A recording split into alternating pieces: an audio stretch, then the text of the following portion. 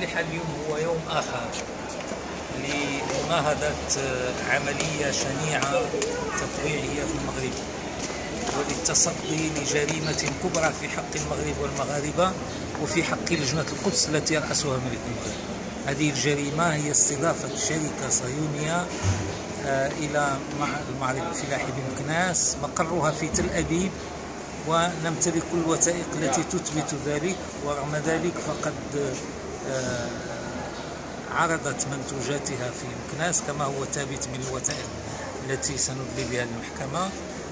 وهذا الأمر جريمة يجب مواجهتها ويجب معاقبة الذين قاموا بهذه الجريمة، وليس فقط التصدي لها. نحن هيئة الدفاع نيابة عن القصر المغربي لمناهضة التطبيع والائتلاف المغربي من أجل فلسطين ومناهضة التطبيع نتقدم بدعوى أمام القضاء نطالبه فيها بطرد هذه الشركة من المعرض وبطردها من المغرب،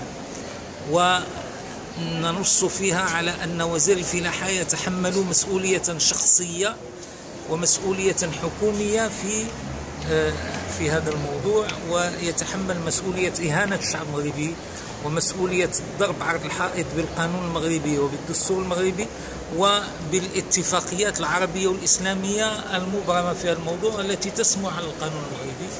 وبالتالي وجدنا لحد الآن أذن صاغية، بحيث وقع تعيين الملف لجلسة الغد نظرا لحالة الاستعجال، جلسة الجمعة على الساعة 10 صباحا بالمحكمة الابتدائية بالرباط، ونتمنى أن يستجيب القضاء لهذا المطلب، وسيكون لهذه القضية ما يتبعها إن شاء الله.